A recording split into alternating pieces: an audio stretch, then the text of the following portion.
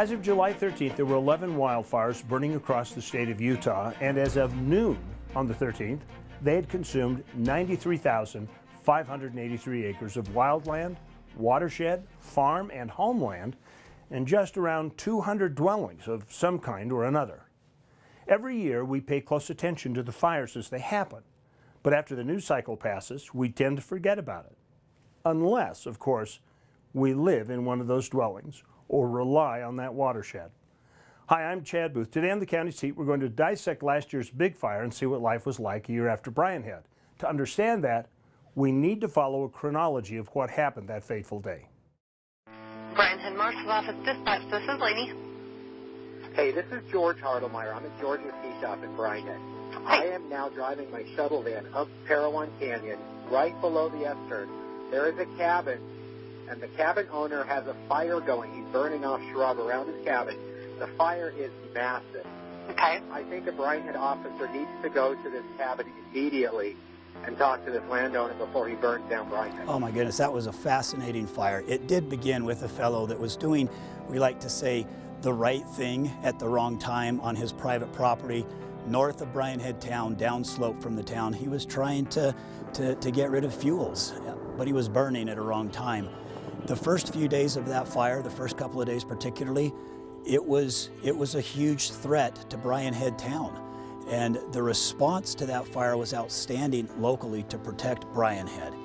And there was real hope that firefighters, through initial attack, interagency, had been able to get a handle on that fire and were doing the last remaining actions necessary to begin containment. But then weather struck, and we can't control the weather. And it was the winds and the erratic nature of that weather that really set this fire off to have it become the beast that it became.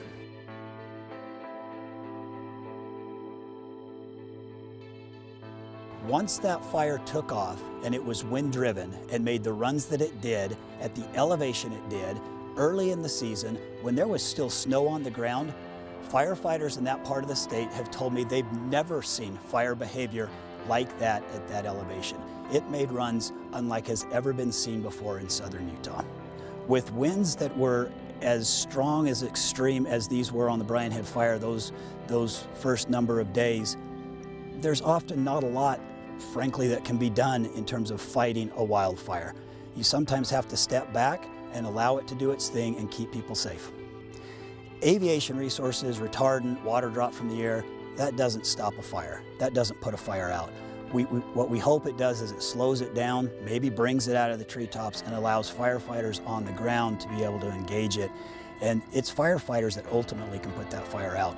But fuel and weather has to change.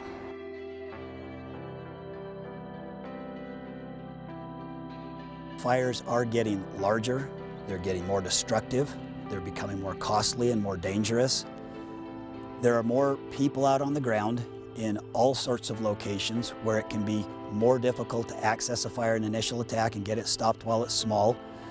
The conditions are getting worse across the West as we struggle with active forest management and forests become overgrown, decadent. We see bug kill and the challenges that come from that when it's related to fire.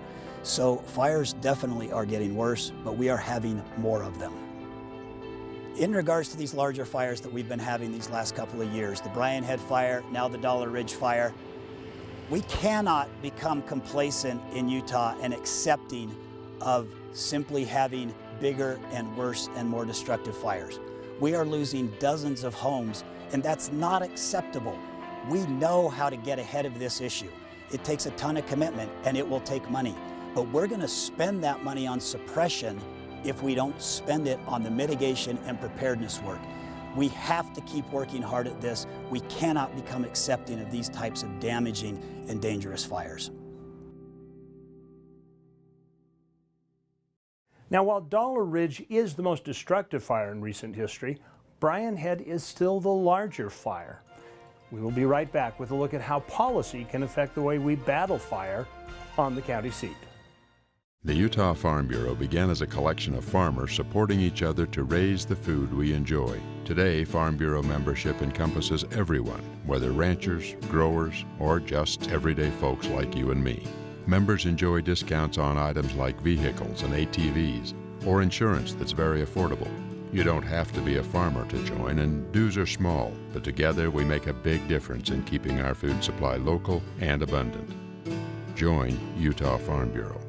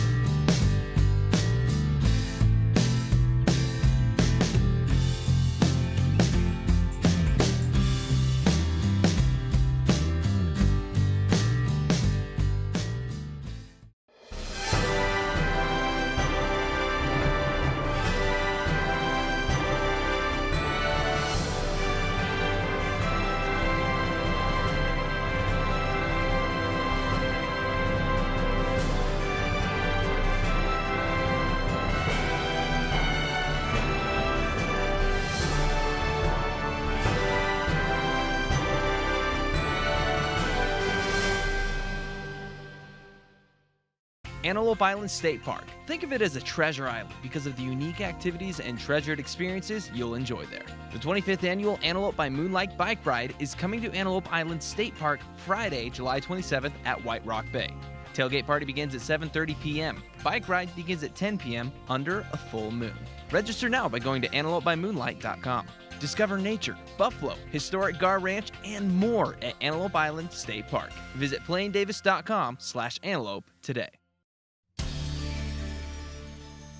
Welcome back to the county seat. We are continuing our conversation, a look at the aftermath of the Brian Head fire. We wanted to go back and look at the relationships between the different agencies, local, state, and federal, and how they interact in a fire. Joining us for our conversation is a former county commissioner who was involved very closely on the ground in the shingle fire that took place up near Duck Creek about, 4 years before Brian Head? Probably 4 years before Brian. So we welcome Doug Heaton, former commissioner from Kane County. Doug, I wanted to talk to you about the fire that happened up in Duck Creek.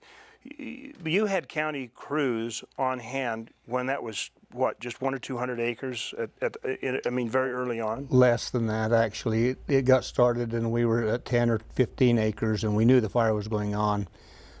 We didn't have cats on the site, but we had, they could be there in just a matter of an hour or so. So we did have some equipment available, yes. So kind of walk me through what happened and why that fire didn't get the attention it needed at Caterpillars when it was 15 acres. We had the ability and we had operators and we called the forester and said we want to put our cats on the fire. And the response was, we can't have you doing that. And we said, well, why? And the response was,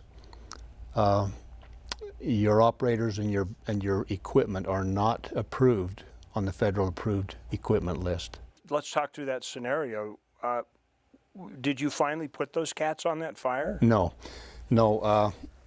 I argued and said, look, we can stop this now, or at least we have a good shot at stopping this now. And I said, give me one good reason other than the fact that they're not approved why we can't do this. And she said, well, and finally she said, okay, you can go around the fire, but you can only go 1 blade wide and 2 inches deep. And I said, why? And she said, because we have artifacts that we need to protect. Were the artifacts only in the path where you were going to cut the swath? Well, we don't know where they were. I don't think they knew where they were. They just knew that there was a possibility that there could be some there, and they were willing to sacrifice the forest for the artifacts. At least that's the way it appeared to me. Have there been other cases of this in the West that you're aware of? Yeah, we have a documented case in Montana where they have probably one of the best helicopter crews in the United States. They are good at what they do. Montana has lots of forests, and this is a crack helicopter crew that was stopped from participating in the big fires they had up there because they were not on the federal the approved federal list of equipment.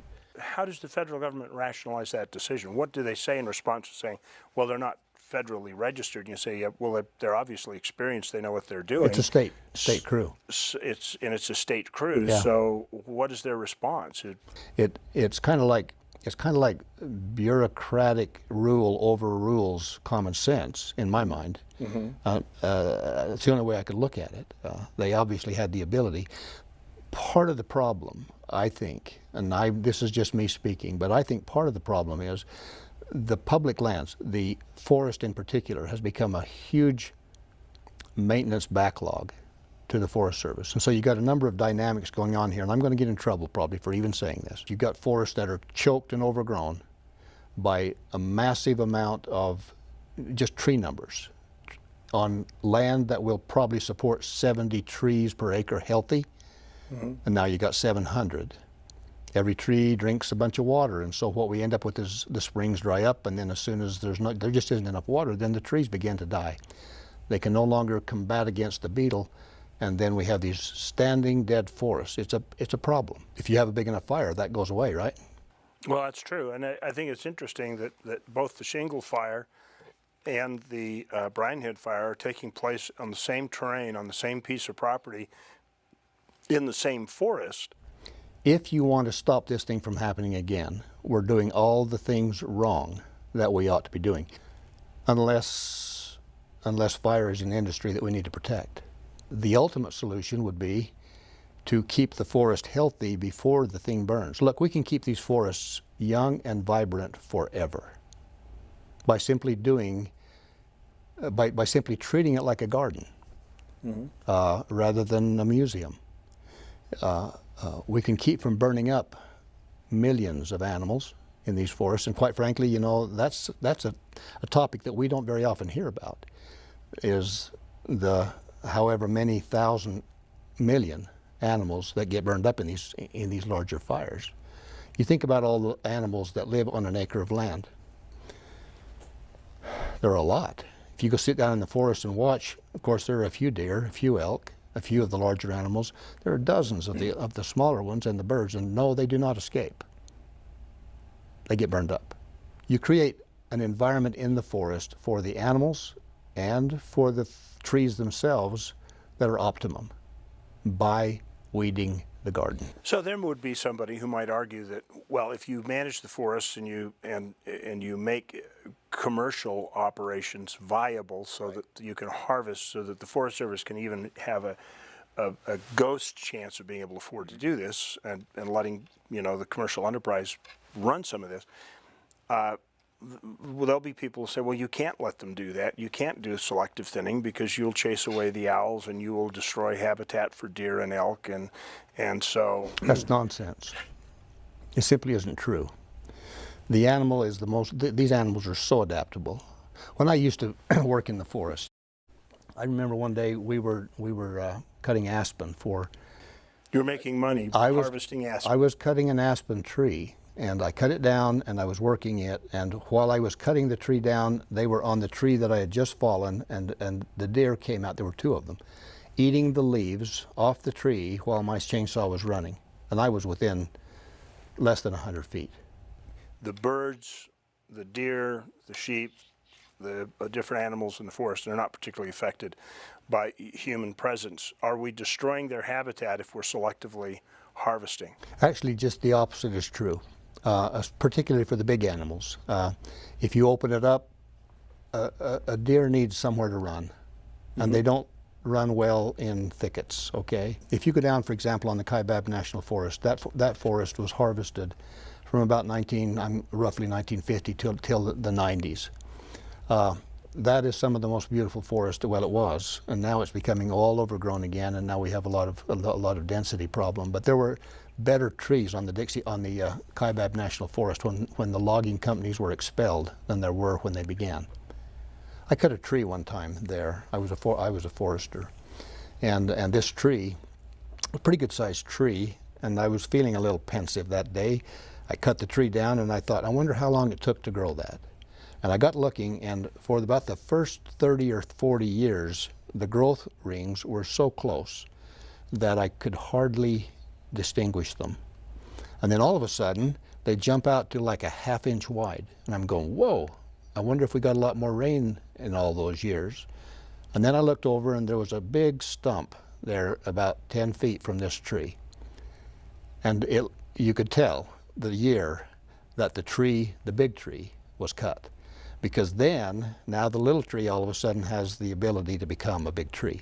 Because it's got very water quickly. and it's got light. Because the big tree was taking all the water, the big tree was taking all the light, the little tree was barely surviving until the big tree was gone. And now all of a sudden the little tree very quickly then becomes the big tree. So if we had to live within the constraints of interagency public policy on forest management, with the idea that we were going to try and get a hand on the preventive side of fires, and you were able to craft that policy, what would that policy be? What I would suggest is a policy that allows, quite frankly, I don't think you can do it from Washington, a policy that allows local management decisions by people who are on the ground and understand. Even the local foresters could do a better job if Washington were not pulling all the strings.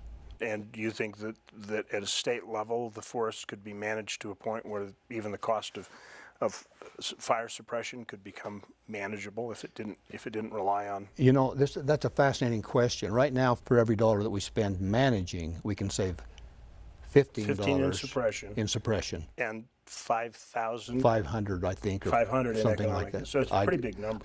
It's the idea, not the numbers, that are important here. Okay, yeah. So you've got environmental benefit, you've got community economic benefit, you've got animal health benefit and safety.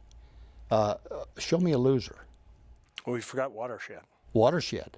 Yeah, you get 700 trees per acre. I guarantee your streams are going to dry up. Why? Because all the trees are drinking all the water. There's not going to be any water runoff. We need to weed the garden. We need to get the tree count where the tree count needs to be. And once we get that there, the forest health will kind of maintain and balance. We won't have catastrophic fires to the extent we are now. We won't risk our animals so much. We won't, our watersheds will come back. I mean, it was the economics of the community is going to be vastly improved. Well, how do we get there from here? We would have to have surety for our industries. Capital is a coward. You can't ask them to come in and spend $40 million putting in a facility, a mill, to process the forest product that will make the forest healthy without some assurance that there's going to be an ongoing supply of product. So we have to have a policy change at the top. The only solution, really, because people at the top have so many pressures from so many areas. You've got the really nice city-dwelling environmentalist who is honest, but just simply doesn't understand what happens to make the forest healthy. It's the Mother Nature knows best kind of thing. It's absolutely not true. Mother Nature provides a product which will be harvested. Either she'll harvest it or we'll harvest it. But her response to our failure to harvest is always a pretty abrupt, catastrophic response. Doug, thank you so much for taking the time. We'll be back to look on the ground. We will next take a peek at what the personal costs are when fire comes through a community like it did at Panguitch Lake in the Brian Head Fire. We'll be right back with the county seat in just a minute.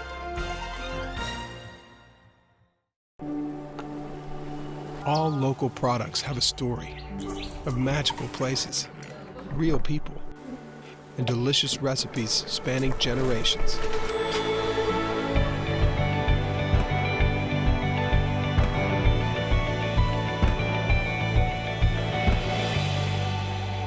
So go ahead and discover flavors you've never tasted and friends you never knew you had. Utah's own Discover Local Food.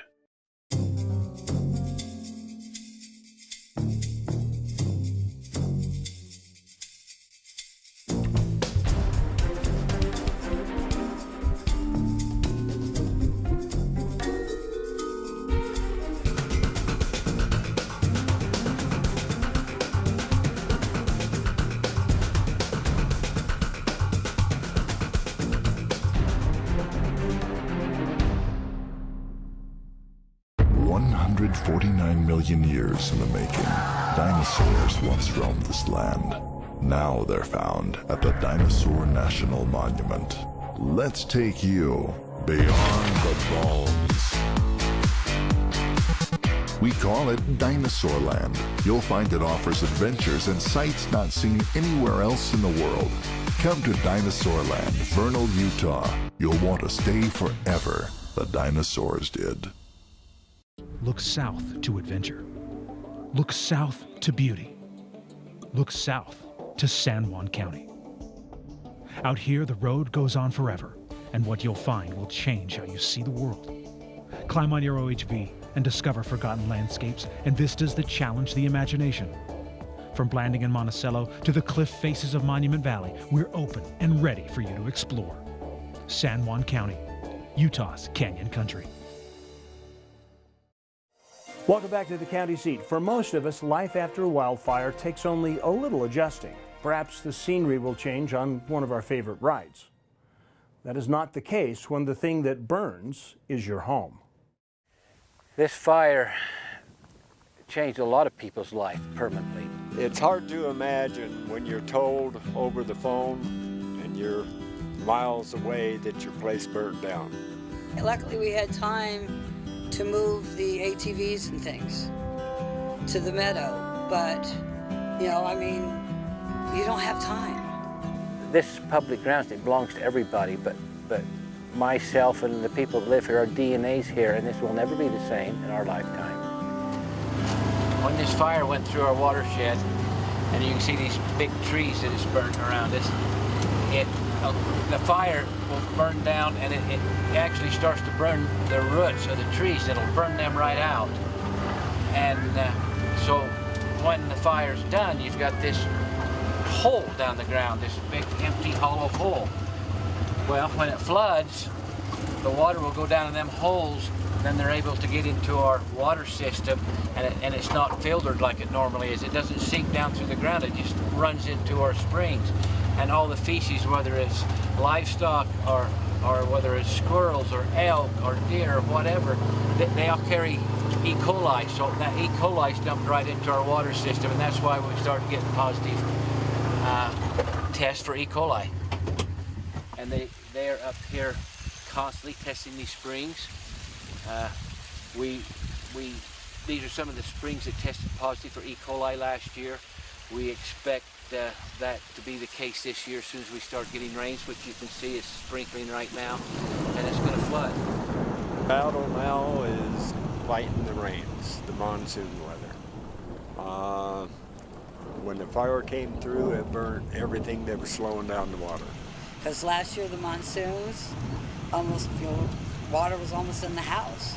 There was nothing to slow, well, some had gone in the house, but there was nothing left as in vegetation to slow that water coming down the mountain down. It doesn't take long when you look at the black water coming to know where that water's coming from. I actually had a citizen call me and thinking that an oil tanker had wrecked because her house was surrounded by oil. And that's what it looked like. It wasn't oil, it was the black soot in the water come from the fires. And that's going to happen for several more years. It may not be quite so black, we hope, but it's going to flood. I can't describe it. It's just a feeling of sadness because we built it the last time. So we tried to put it back exactly like it was. Like I said, it's 98% like it was, except for contents. We'll be right back with some final thoughts on the county seat. Too often we find ourselves in shoes like these, or these. Wouldn't it be nice to change into something more like this, or this? How about these? Put on whatever shoes you prefer and come to Beaver County. We have exactly the adventure you need to put under them. So the next time you want to change out of these, come to Beaver County where you can jump into a pair of these. Beaver County, Utah. Lace up for adventure.